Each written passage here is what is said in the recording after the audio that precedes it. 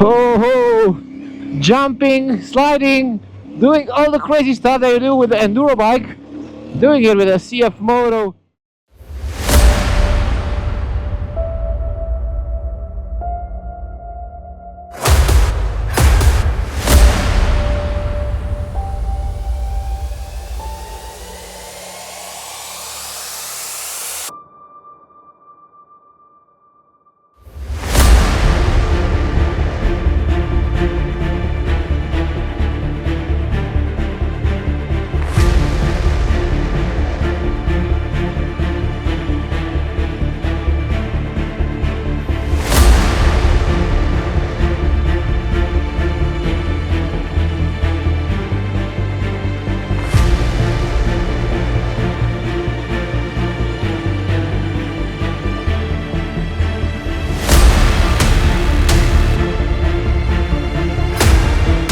Super hot today.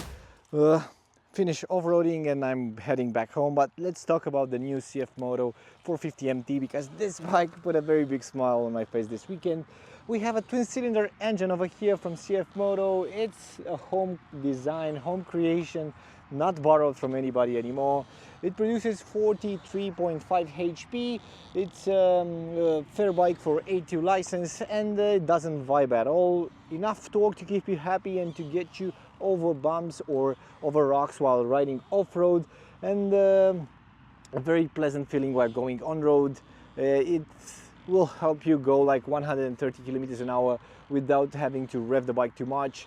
Let's do a sound check of the exhaust on the CFMOTO 450 MT. I kind of like this sound. It has a nice grunt.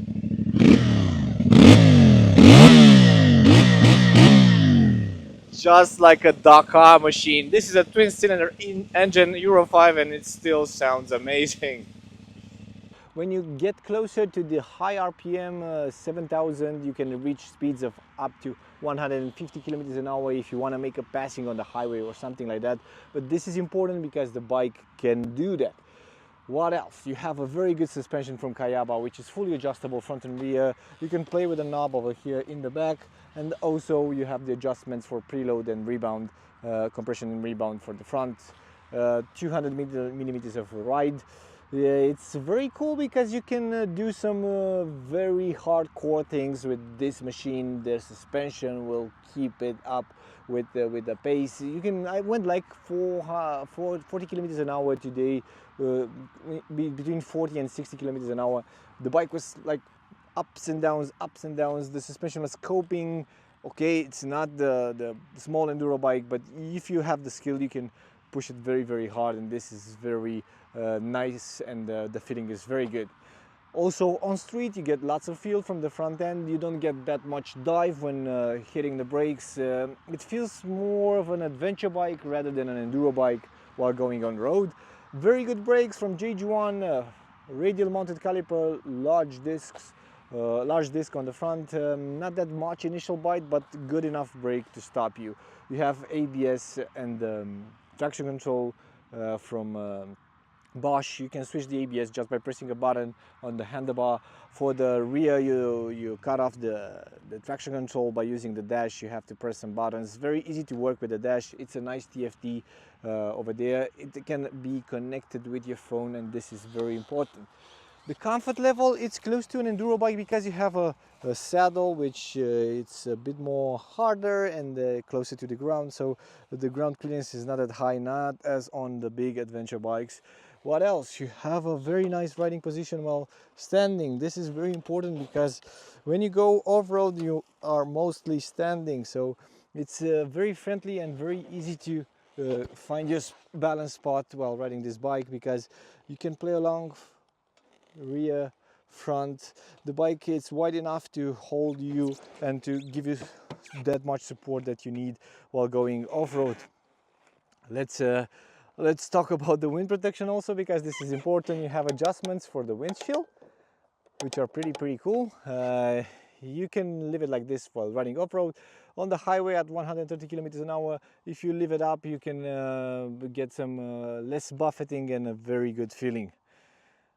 For the leg area when going on a road, it's very nice because you get protected. The wind gets deflected No heat at all coming from this engine, not even the fan kicks in, so this is very important. I love the grunt of the engine, I love the whole package, I love that I can move along while riding off-road, and I love that it can fit a tall rider like me because I'm 1.84 meters and I'm standing and also sitting very comfortable with the handlebars in close reach and lots of leverage.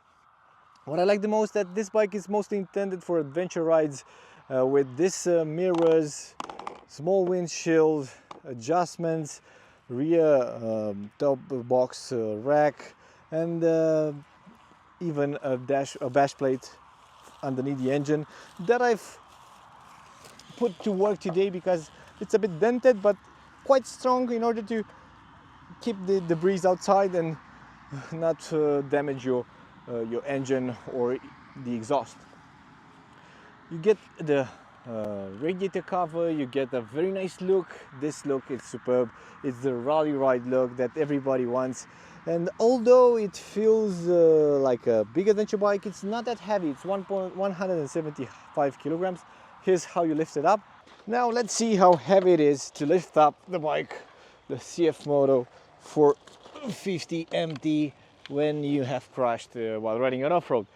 I hope it's not that heavy, 175 kilograms plus 17 liters of fuel, and the luggage in the rear should be close to 190 because the tank is not full right now. Let's lift it up and see how it goes. Definitely a lot easier to do it than with a 220 kilograms adventure bike. It's easier, but I won't do it too many times a day. Not very hard to do it, but you get also with the 175 kilograms an extra 17.5 liters of fuel inside this tank, which will get you close to 320-350 kilometers at a normal pace. If you do things a bit more faster, then you will have to grab an extra gas canister with you. I like it a lot. It's a winner in my opinion from CFMOTO because it has a very good price. So it's a bang for the buck with only 6,000 euros here in Europe. It's very hard to find one because they are all sold out, and I have to say now I find it why, because after riding it for 2 days I want to buy myself one because it's so much fun, and that cool price makes me think about it a lot. In the back of my head I am saying, okay, I need this. I think I'll be heading home. Don't forget to subscribe and leave me your comments and your thoughts in the comment section below. Tell me if you tested, tell me your opinions. Leaving aside the misconceptions about the Chinese brand, this machine is very well put together, and big thumbs up for CFMOTO 450 MT. Cheers guys!